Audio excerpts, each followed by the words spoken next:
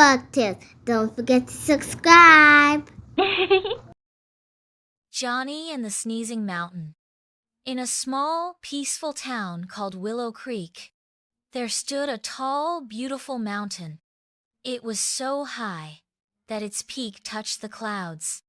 The people of Willow Creek loved the mountain. They hiked up its trails, had picnics by the river, and enjoyed the fresh, cool breeze that came from its forests. But one day, something very strange happened. Aiku! A loud rumbling sneeze shook the ground. The trees bent, hats flew off heads, and birds flapped their wings in surprise. The people of Willow Creek gasped. "What was that?" "It sounded like a giant sneeze," said Mrs. Appleby the baker. Little Johnny, a curious and brave boy with curly brown hair and a red backpack, looked up at the mountain with wide eyes. "Maybe the mountain has a cold." "Mountains don't get colds, Johnny," said his mother with a smile.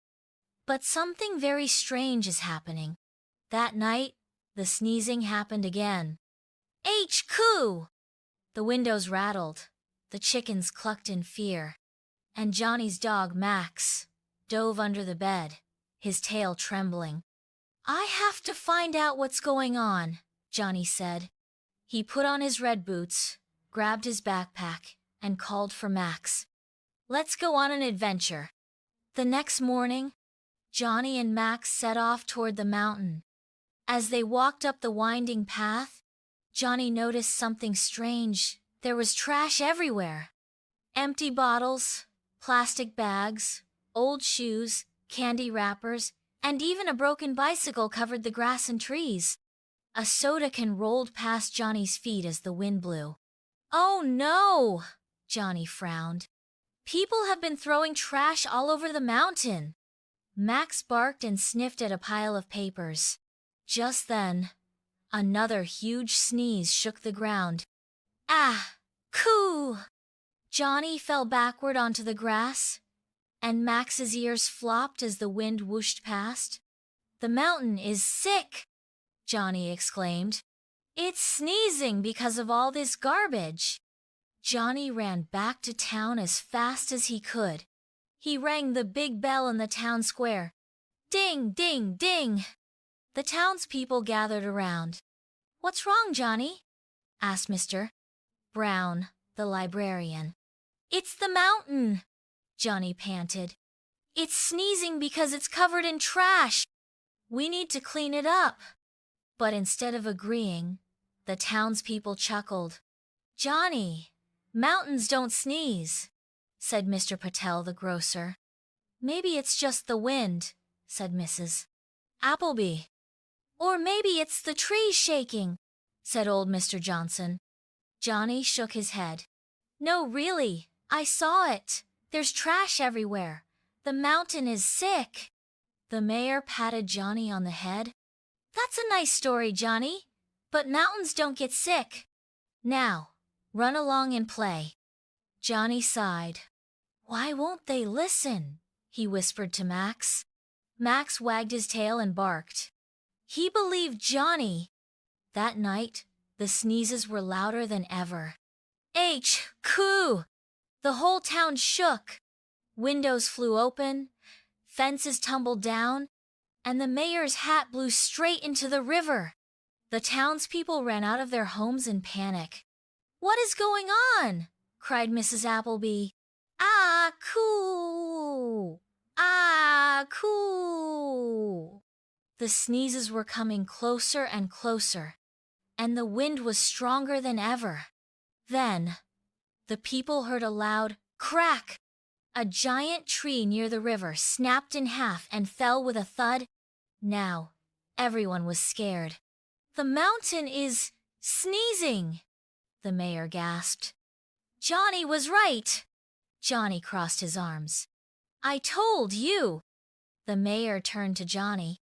"You said there was trash on the mountain?" Johnny nodded. "Yes. The mountain is sick because of all the garbage. We need to clean it up." The mayor didn't hesitate this time. "Everyone, grab your brooms, buckets, and trash bags. We're cleaning the mountain right now. Early the next morning, the entire town arrived at the mountain. Everyone had trash bags, gloves, and brooms. Johnny led the way, and Max helped by sniffing out hidden garbage. Children picked up bottles and cans. The grown-ups collected old papers and wrappers, and even the birds helped by carrying away tiny pieces of paper. Johnny found a pile of plastic bags stuck in a tree. He climbed up carefully and pulled them down. There, that's better! Max ran ahead and barked at something stuck between two rocks. It was an old rusty shopping cart. With the help of Mr. Brown and Mrs. Appleby, Johnny pulled it free. The mountain rumbled softly, almost like a happy sigh. After hours of cleaning, the mountain was spotless. The grass was green again, the river sparkled, and the fresh scent of flowers filled the air. Everyone stood still and listened.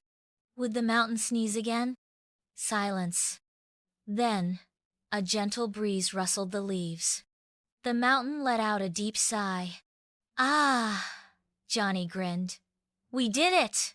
The mountain feels better! The townspeople cheered and clapped. Johnny, you saved our mountain! From that day on, Willow Creek promised to take care of their mountain. They put up signs that said, "Keep Willow Creek clean," and placed trash bins along the trails. They decided that every month, they would have a mountain cleaning day to keep their home beautiful. Johnny and Max stood at the top of the mountain, looking down at their lovely town. We did something great today, Max, Johnny said. Woof, woof, Max replied, barking. And we'll always keep our mountain happy and healthy.